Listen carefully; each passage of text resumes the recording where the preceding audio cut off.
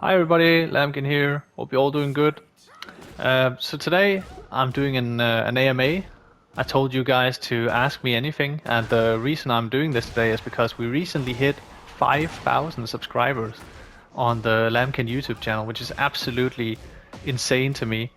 When I started uploading my first Tekken videos, like 5 or 6 years ago, I would have never thought that I would hit like 5,000 subscribers. That's insane to me, especially like for a Tekken channel and a character-specific Tekken channel even. So yeah, that's absolutely insane. But this all kind of just happened by accident.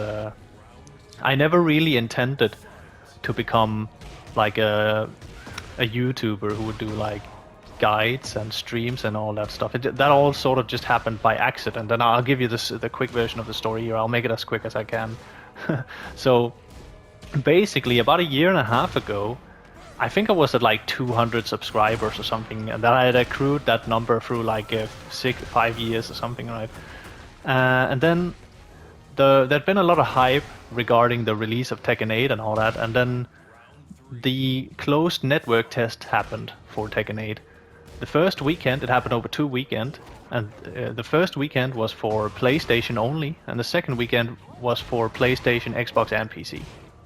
And so I was one of the lucky people who got a code, a key, to play the game those weekends on PlayStation. And so there was a lot of hype and a lot of interest in the game at that point. So especially the first weekend, there's only a select number of people who got the key. Pretty small number, like comparatively speaking. And a lot of people who even got a key, like, weren't able to play the first weekend because they were like playing on PC and Xbox and all that stuff. They had to still watch the PlayStation people play if they wanted to consume some gameplay, and everybody wants to see the new gameplay and stuff. And I noticed that not that many people were gonna stream like lore content and stuff. That lore was always like I was the lore specialist, you know. Turned out I was like one of the only, if not the only person streaming the Tekken 8 lore on the YouTube at that point in time. So I thought that I would stream my CNT gameplay just as a favor to the community, you know, to the people who didn't get a code, or the people who had to wait until next weekend. They could watch my gameplay while they were waiting, you know. And then I thought that, okay, after that, nobody's gonna be interested in watching me anymore. Anyway, everyone else will be able to play next weekend, and the people who won't be able to play, they will play on release anyway. And so yeah, the first weekend, the first ever live stream I did, it got something like 10,000 views, which is insane for a channel with like 200 subscribers, especially on the first live stream, right? So it turned out there was a lot of interest for watching this new Tekken game, and especially watching lore gameplay. And it turned out that people had an interest in my lore specifically, and my lore gameplay. And yeah, a lot of people liked the way I played. Thought it was really entertaining to watch me play. And yeah, I kept getting these questions. People would always ask me like, "Oh, how do you slide so fast? How do you sidestep so fast? How do you do this specific combo? Can you help me with the combo routes, or like wall carry and all that kind of stuff?" And I would always try and help people and try and answer questions in chat while I was playing and streaming and all that stuff. And then I got a little bit I got a little bit annoyed of answering the same question like a million times. So once people kept asking me, "How do you slide so fast?" I think that was one of the first videos I did. I'm not sure. Then I just decided to, you know what, I'm just gonna make a video. I'm just gonna make a short little video explaining how to slide and all that kind of stuff. And then whenever people ask me in chat, I could just refer to that video. I say, I already answered that a million times. Go watch the video. I hope that explains everything. And then the slide questions stopped, right? But then new questions started coming in. What about wall carry? Like, how do you do that wall carry combo? And then I was like, after getting that question 5 or 6 times, I was like, okay, guess I have to make a wall carry guide. And then people kept asking me, what about our setups? And then I did a setups guide. And then the next question was like, how do you do DSS timing and all that? And then it kept going and going and snowballing and stuff, right? And I thought there's no way people gonna keep watching me after the CNT stop and after the game is released and stuff. But once people get their own hands on the game, they've no reason to watch me play anymore, and my channel is gonna die down again. This is gonna be like a short period of like I'm gonna gain a lot of traction right now, and then it's gonna die down again. But it just kept on going and going and going. People kept coming back to my videos and kept rewatching my gameplay and my guides and stuff. And specifically, people like my gameplay, don't get me wrong, but specifically my guides gained the most traction. And I did a little bit of Yoshimitsu stuff here and there as well, some other characters. Yeah, it just kept going and going, and before I knew it, I was a full-blown like Tekken YouTuber. I did a bunch of guides. My channel grew like crazy. I got so many new subscribers, and I started streaming, not often or regularly, but streaming here and there. I've done a lot of streams nowadays. Squeezing them in whenever.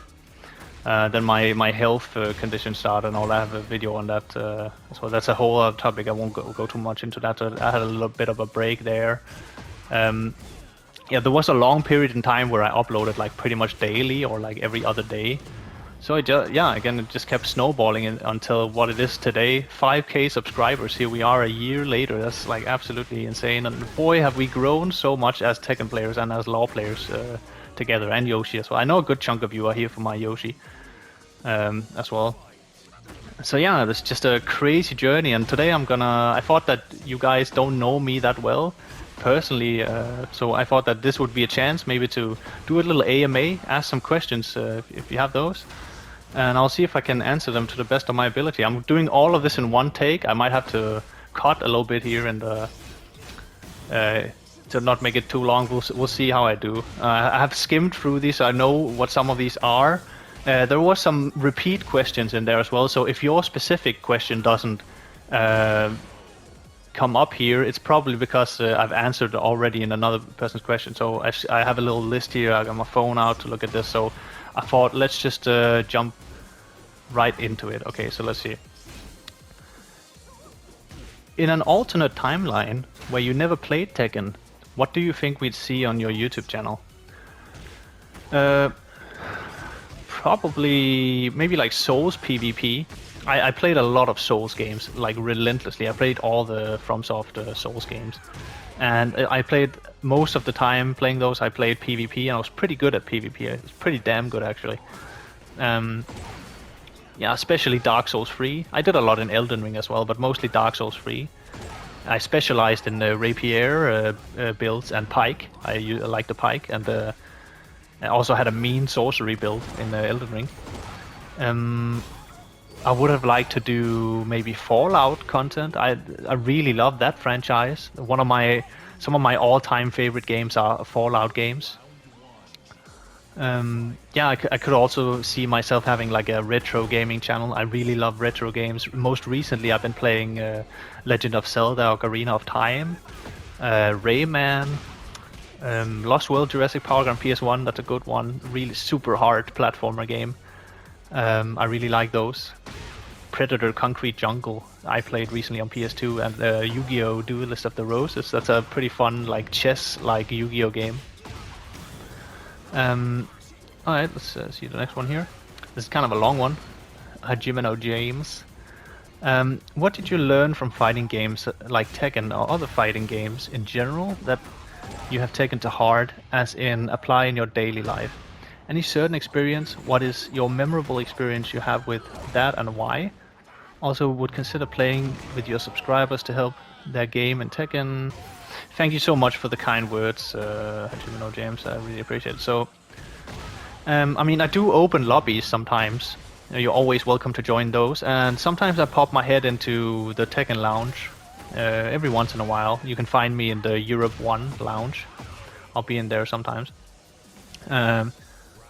Sometimes people text me on Instagram and stuff. If I have time, I'll play. But a lot of sorry if I know a lot of you guys text me like directly, and I forget a lot of the times. And some of you get lost in the mix. I'm sorry, I'm not easy to get a hold of sometimes. But yeah, I think the best chance you have of getting me is like in the open lobbies when I do those.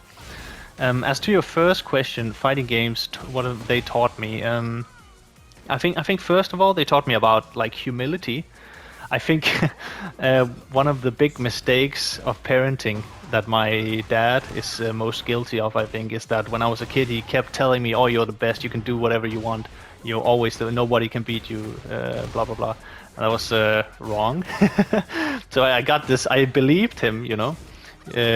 So when I wasn't the best, and when I did lose at something, I got so mad. I had a really bad temper as a kid, and I would like lose it. Such a sore loser. But fighting games definitely taught me, especially when I started playing online and stuff, like humility. That I'm not as good as I think. You know, there are people who are way better than me, and I need to improve. And I won't just get everything like served on a silver platter. So that's like one thing that fighting games taught me. Also just to like enjoy the journey. Like back in the day, like many years ago, I used to like tunnel vision pretty hard on ranked and stuff and care a lot about my rank and stuff, but I don't really do that anymore. I just enjoy the journey, you know. I just play the game and have fun with it. That's the most important part. So that's another big thing that fighting games taught me, I like to think. Alright. Awesome law player. Hey, thank you, man. I have 2 questions. What's your favorite car of all time? How long did it take you from intermediate level play to high level play? In other words, how long did the rise from blue rank to god rank take approximately? Congrats on the success. I'm not even surprised. Hey, thank you so much. Long time subscriber of mine here as well. Favorite car? I think I would have to go with the Porsche Carrera GT. Shout out to Dr. Muro. And it's gonna... honorable mention though, I'd have to say Porsche 959. That's an awesome vehicle as well. And of course, Lightning McQueen. No, I'm kidding. If I had to do like a realistic daily driver, I think I would go with the 1999 Volkswagen Golf Harlequin. It's like, for me at least, the quintessential 90s car, and I'm very much like a 90s kid, and it kind of looks like a Jackson Pollock painting. I'm probably gonna get some heat for this one, but I think it's just an awesome I think it's an awesome car. I mean, I first hit blue rank in Tekken 7 around 5-6 years ago. I don't remember exactly, but I think it took me like a few years of mostly casual play to get to God and true Tekken God and all that in Tekken 7. But I had a lot of breaks in between, so it's not really an accurate measure, I don't think. And also it depends, like you say, intermediate to high level play, but it depends a lot from game to game and from season to season what that is, because blue rank at the early stages of Tekken 7's lifespans was not the same as blue rank in the later stages of Tekken 7, right? And blue rank in general in Tekken 7 is not the same as in Tekken 8, so yeah. It depends a lot. Alright. Let's go to the next one here. Can you please make a character tier list in order? I'd like to see your opinion on where Law stands in comparison to other characters. Tier lists. See, I don't know. I don't think I'm knowledgeable enough on every character to make like an accurate tier list. I'm sorry to disappoint there, but like as it is right now, like the state of the game right now, I would probably put Law somewhere around top 10, maybe like top 8, something like that. He's very strong, I believe. Alright, let's see. The next one. I got 2 questions. 1, how do you see yourself evolving the channel? What are some things that you want to do? And 2, is there a worse feeling than when you ever break a giant swing in order to wake up to get counter hit giant swing? Well, I don't ever break giant swing anyways, because when I break throws, I don't really think about it. It's all muscle memory. It's all like reaction, you know. And whenever I see giant swing throw, it's a 1+2 animation, even though it's a 1 break. So my fucking stupid ass muscle memory brain, it always presses 1+2, even though it's a 1 break. So I always press the wrong break on giant swing, so I don't really bother trying to break it anyway. In terms of me like evolving the channel and stuff, actually I don't see myself evolving the channel. Yeah, I'm not really aiming to grow my channel. I know it sounds weird.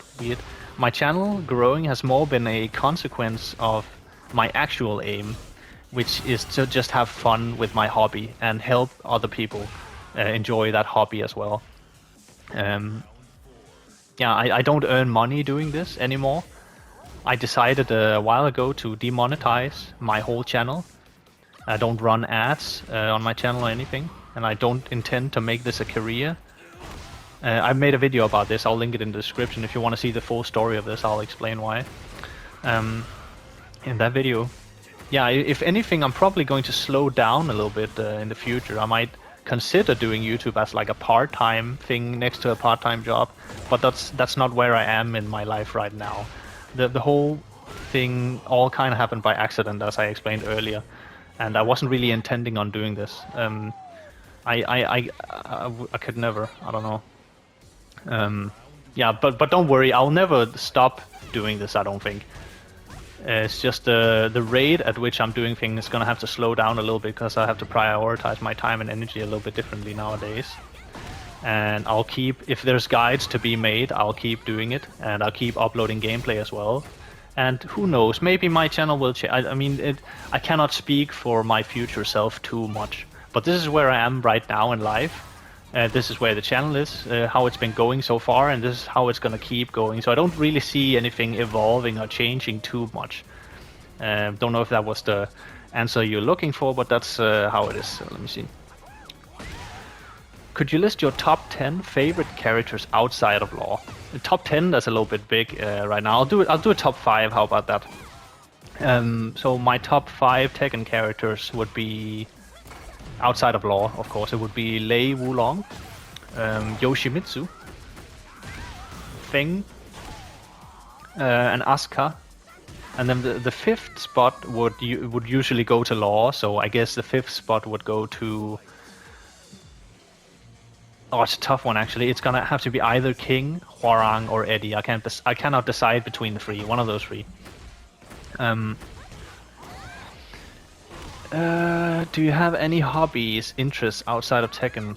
What are they? Oh yeah, but thank you so much for the compliment, Joseph. I really appreciate it. By the way, I think I forgot to mention this. If you haven't seen the community post I made, I posted a picture of myself that is from about 5-6 years ago.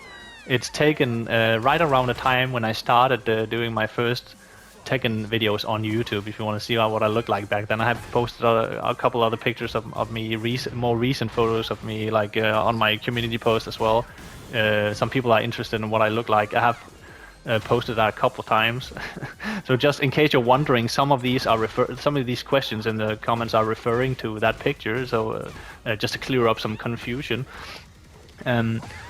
Yeah, do you have any hobbies, interests outside of Tekken? What are they? Okay, so first of all, like, I'm a huge movie buff.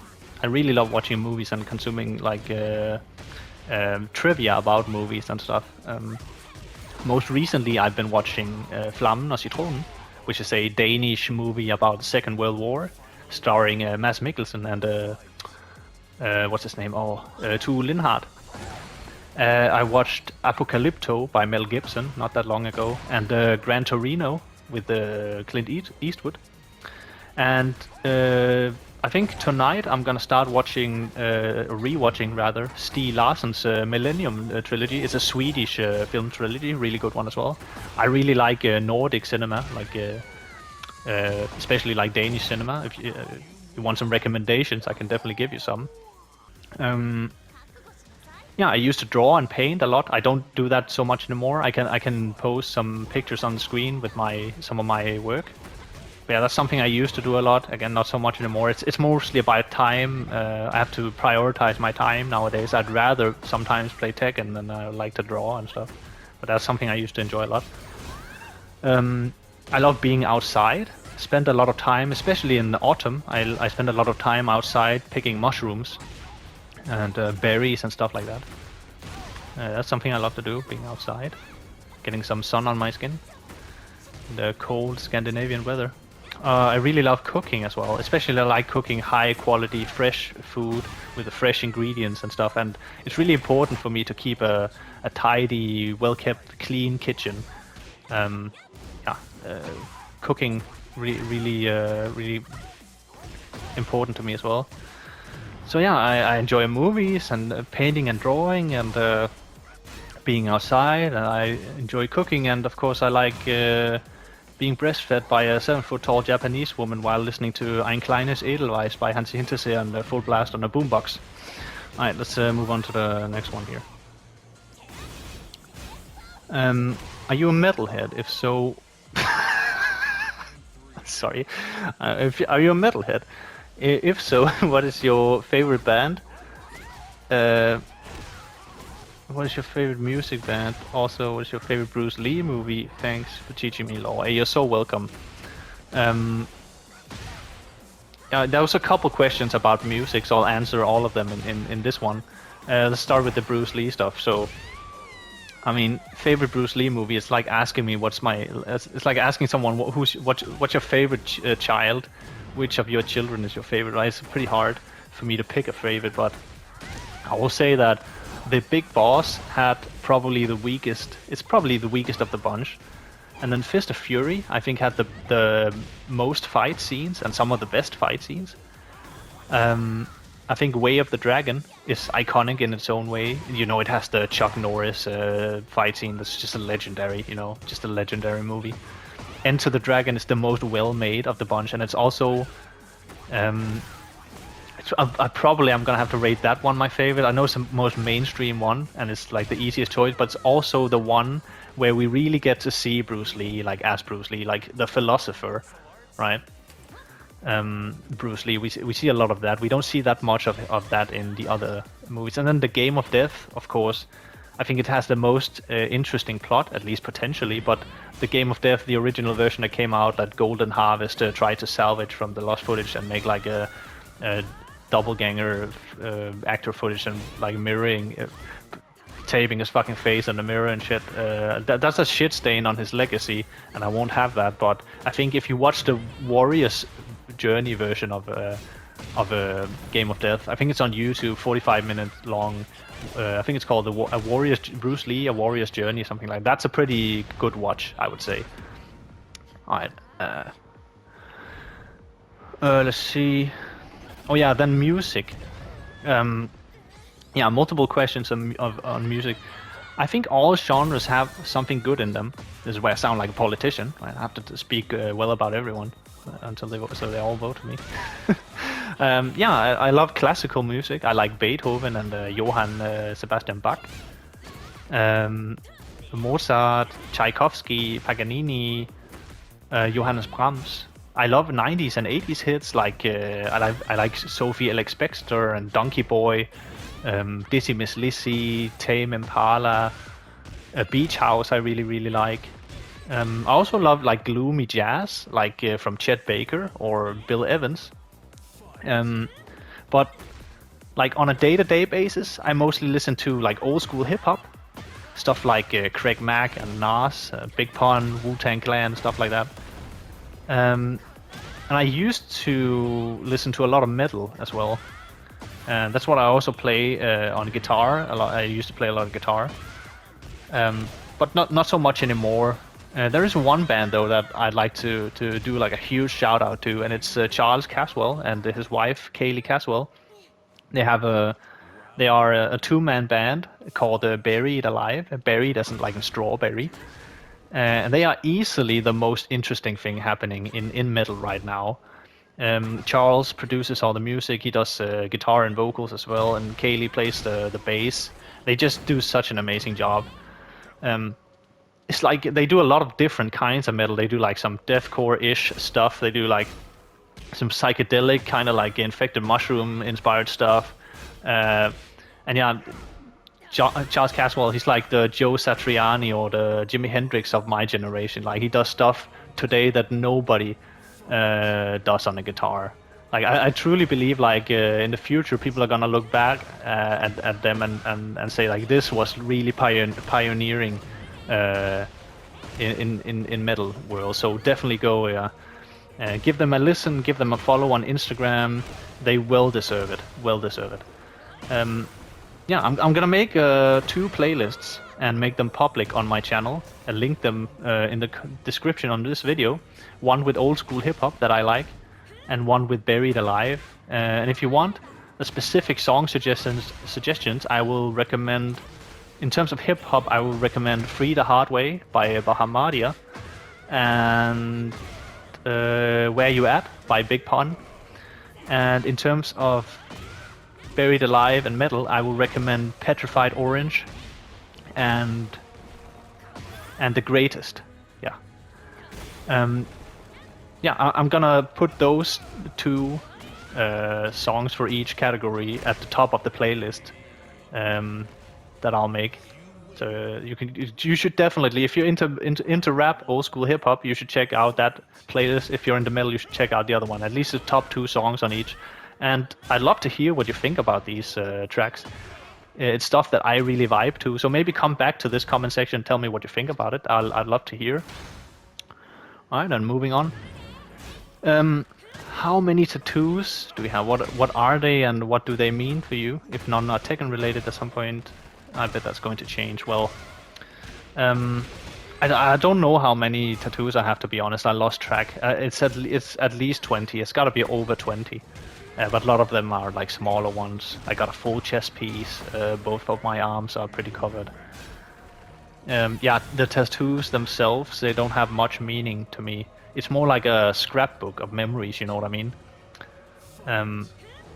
Yeah, like I'll look at some tattoos and I'll remember, like, okay, this one, I remember getting this. I remember where I was in my life when I got this tattoo, and which girl I was dating, and which school I was going at, what was happening in my life at the point, what I was struggling with, and what was going well in my life. So it's more like that, you know.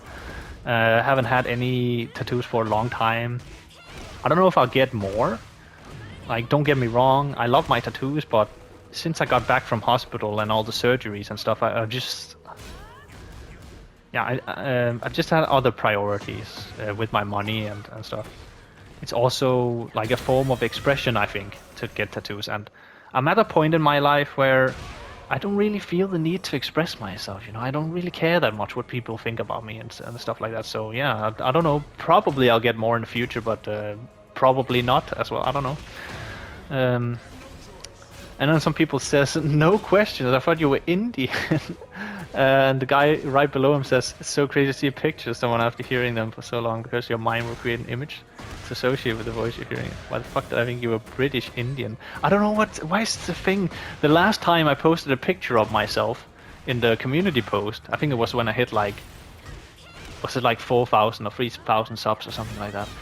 There was multiple people. I thought you guys were trolling me at first, but there was like multiple people in the comment section who asked who thought I was Indian or who thought I was Chinese. And I was like, do I sound Indian or Chinese? Not trying to offend anyone, but isn't the Indian accent sound more like something like this? And the Chinese accent sound more something like this, you know? I'll try. How the fuck? Okay, just to clear things up here. I am, ethnically, I am half Danish and half German. But I was born and raised in Denmark, and the German side of my family, they all, most of them live in Denmark, and they all speak perfectly fluent Danish to me as well when I was a kid. So I never really had a reason to learn German. I'm not that good at German. I can speak a little bit German, but not much. Like understand very basic conversation and stuff. But yeah, I'm Danish, and I guess also ethnically I'm half German. And that's my accent is mostly Danish, I think. But also I spent a lot of time previously gaming and talking and stuff with the people who are British. And so, you howl with the wolves that you hang out with, right?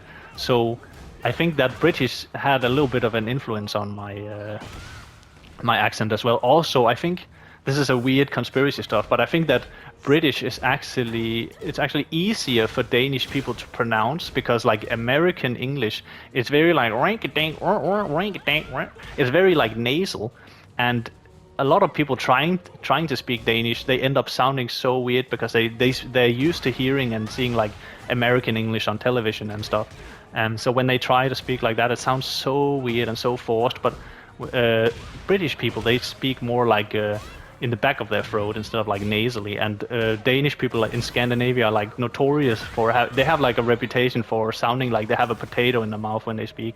And British is British, or like English, whatever you want to call it, is like that equivalent of English, I think. So it's a little bit closer in terms of like pronunciating words and stuff like that. So I think that's why there's like a little bit hint of British in my accent. Also because, as I said before, I used to talk and hang out a lot with the British people in it. Alright, that's a long answer. Let's move on here. How about some matches against Ninjakilla? Oh, this is some comments I get a lot on my videos. A lot of people ask me, "Oh, can you fight Double and Ninjakilla and Landon D and Rip and all those guys?" And truth is, I'd love to do that. And if you guys are listening right now, Landon, Rip, Ninjakilla, if you guys are watching this, hit me up. I'd love to play if you want. I doubtful that the connection will be pretty good. I'll give it a go. I'll be ready to give it a shot. The thing is, I'm so bad at like taking initiative on some of these things. But if these guys want to play, if they hit me up, I'll probably say yes. It's all about if I have the time and energy as well. But I bet we could find time and energy somewhere. I know these guys have a schedule as well. But yeah, that's what I'll say on that. Why do you like Law more than other characters? I mean, he's a Bruce Lee clone. What else do I have to say? Like, such cool. Yeah. And also, like, when I was a little kid, and I played Tekken was my first Tekken game. I played with my dad mostly, and he played Law. And you know how kids are. I want what you are having. You know, I want to play whatever my dad is playing. So my dad was playing Law, so I gotta play Law as well. He's the one who like introduced me to like Bruce Lee movies and stuff like that. Let's see. Next question is, was Tekken 3 your first Tekken? And what about music? Is your favorite band right now? I answered the music part already. And yeah, Tekken 3 was my first Tekken back in like, I think it was 98. I think when I was like 4 years old, that when I played Tekken 3 for the first time with my dad, he bought a PlayStation and Tekken 3. And I played Tekken 1 and 2 retroactively afterwards. And I played every Tekken since then. But Tag 2 was probably the point in where I went from casual play to like competitive play, playing online and stuff. And then I would say, yeah, Tag 2, that's when I started watching videos on Tekken and trying to get better at Tekken rather than just playing with friends and stuff. And then Tekken 7, that was the game where I really started going into like frame data and stuff and really started to improving, I'd say. Whew, getting like out of breath here. Alright, let me see. I think I missed one here. Let's see. Hey Lambkin, I have a question. Is Law and Yoshi your only mains? Love your content, by the way. Hey, thank you so much. Yeah, so my mains are Law. That's always my number one main. And then Yoshimitsu and Asuka. Those are my current mains. But in terms of like older Tekken games, I also used to main Lei Wulong. He was my second best character in Tekken 7. I mained Akuma in Tekken 7 as well. And I played Feng a lot since Tekken 5. I played him a lot in Tag 2. But I kind of quit maining Feng in Tekken 7 in Season 3 when they buffed him a lot. Because at that point everybody was playing Feng and I kind of hated that. I didn't want to play him anymore. So yeah, that's a story on that. And then I have two questions. Favorite Jean-Claude Van Damme movie? Late 70s, late 90s martial arts movie? Remember you mentioned Dostoevsky in the video update you made on why you demonetized your channel, so that made me curious. Excuse me guys, if you're into philosophy or religious reading at all. For Jean-Claude Van Damme movie, The Muscle from Brussels, that's 100% Bloodsport. There's no debate. I don't have to elaborate, I don't think. Other old school martial arts movies. I would say Wheels on Meals from 1984 with Jackie Chan and Benny Urquidez. As a legendary fight scene in that movie. And then I would say this is not as well known. It's called Heroes of the East from 1978. It has a great fight scene with a three-sectioned staff and versus a guy who's using like a nunchuck in the one hand and a tonfa in the other hand. And then in terms of like religion stuff, I mean, I think religion is very interesting, and I do read some religious stuff and text and study it a little bit sometimes. But I don't subscribe to any specific religion, so I guess you could call me an atheist. Hey man, I have questions. How many hours do you practice and lab in a day? Okay, so labbing. I usually don't spend that much time labbing matchups anymore. I mean, I put a lot of work in previous games, so most of it is legacy knowledge. So when I lab, it's mostly on the fly. If I run into something that I don't know how to beat, you know. I do spend a lot of time in practice mode, like looking for new ways to play, testing new setups and all that kind of thing. So yeah, I don't know if that answers it for you. What do you think about DSS being so easy in Tekken 8? Oh boy. Oh, this one might be a little bit controversial. I might get a little bit of heat for this one, but let's see. I actually might make a full video on this, but I'll share my thoughts here briefly as I can anyway.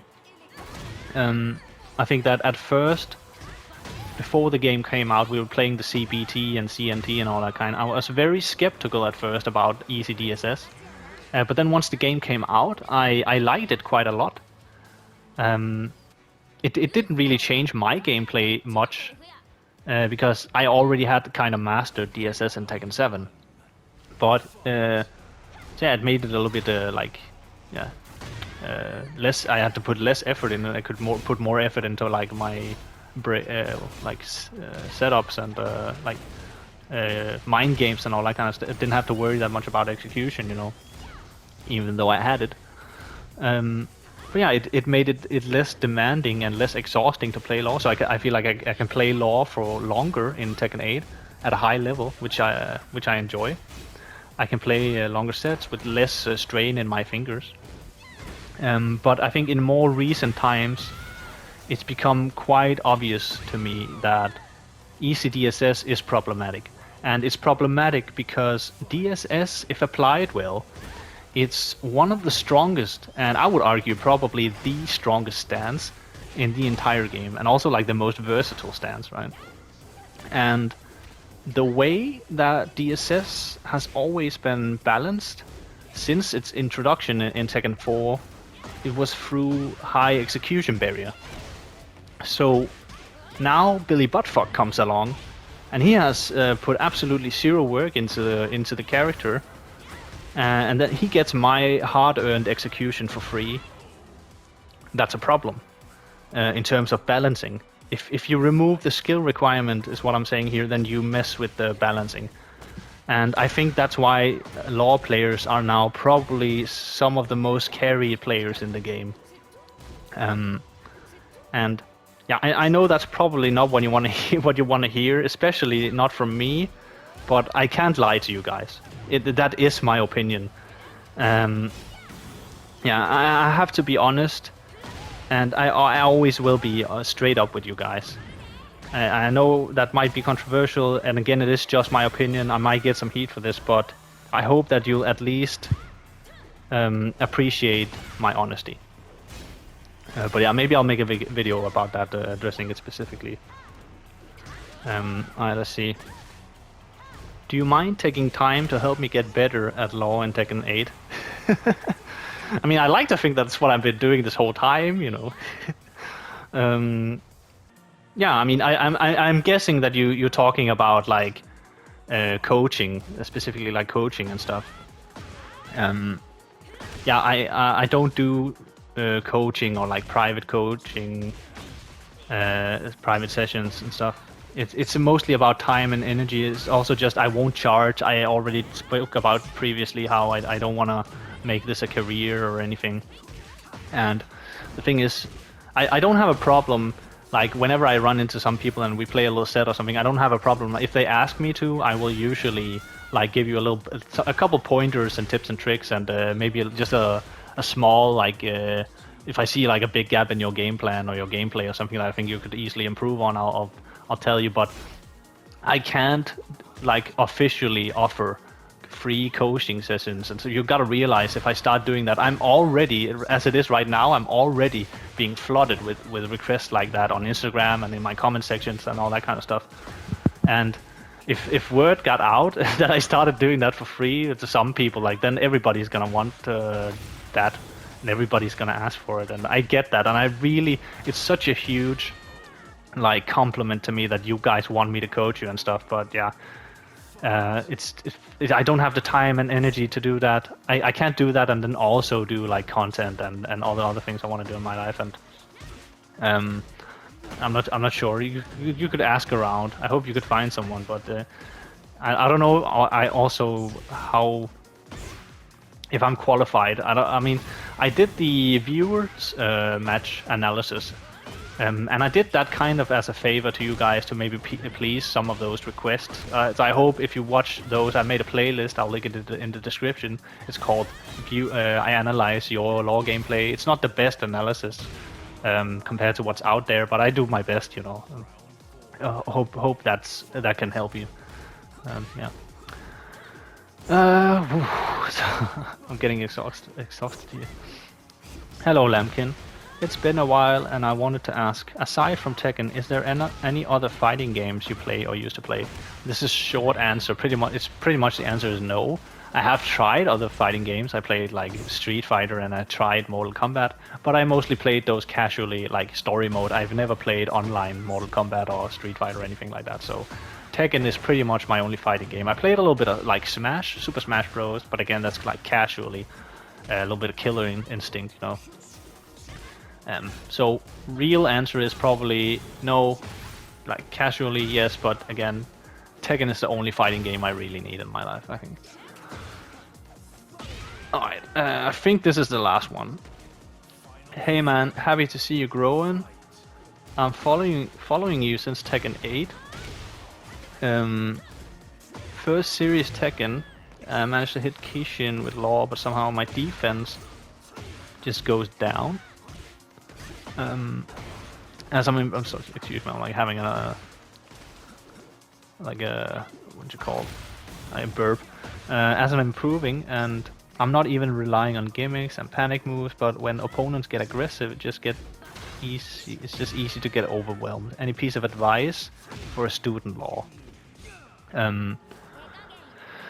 I think the best advice I could give you here is that it's okay to care about your stats and your rank, but remember that they don't define you as a player. Besides, I think that the whole system is kind of flawed right now. Yeah, the stats fluctuate between characters as well, playstyles, ranked. It's a very like inaccurate measure of actual skill. Yeah, and like for example, the stat system, if you don't break, like if you get a guaranteed throw on like a power crush, it will still count as if you don't break throws. And also like some characters, like when I play Law Yoshimitsu, my defense stats automatically goes down, even though my defense doesn't change. Like my throw breaking doesn't become worse just because I play Asuka, and my blocking doesn't become like my block knowledge or string knowledgement. I don't start eating strings just because I play another character. The thing is just Asuka, for example, she's played way more defensively than Law and Yoshi. So naturally, when I play Asuka, my defense stats goes up to like 90 automatically because I block more and I have to break more throws because I have to play more patiently. They get to apply their pressure a little bit more. And when I play Yoshi or Law, my stats usually go down because I play more aggressively. So it's just it has to do with your character as well. And yeah, I think the rank system itself is very flawed. The point system and all that. But yeah, just to shorten it down here a little bit. If you just focus on the small improvements, like doing the correct punish, like doing correct throw breaks, using your movement and spacing effectively, and not needlessly and mindlessly whiffing in front of your opponent and stuff like that, then I think the stats and the rank and all that, it will come as a byproduct of that. It will come automatically as a result of you just focusing on not so much the victory but the itself, but like the small victories, right? So I hope that helps it. Oh, so I think I answered pretty much all of these questions. Again, if your specific question wasn't on screen today, it's probably because it was similar to one of the ones I've already answered. So I hope you like this AMA. I certainly enjoyed it. Yeah, I hope you got something out of it. And I would consider doing one of these again in the future. Maybe we'll do one when I hit 6,000 or 7,000 subs. You tell me if you enjoyed this, if you'd like to see another one of these. I would certainly, again, be open to doing another one. And lastly, just thank you so much for all the kind words, especially all the support throughout the time. The last year has been absolutely amazing. I can't imagine what the next year is going to look like. Again, I'm not gonna stop doing this. I'll always play Tekken. I'll always play Law, especially. I'm not gonna change too much. I don't think. Yeah. This is just what my channel is, and that's what it's going to remain, at least in my optic. So don't be worried about what I said earlier about those things. I'm not trying to doom and gloom and stuff. Thank you guys so much for watching. And I hope you keep enjoying the content. If not, that's totally fine with me as well. I am here, whether you want to stay here or come here, be here, that's up to you. I'm here, I'm not going anywhere. So I hope I'll see you next time. Until then, have a good one. And again, thank you so much. Goodbye.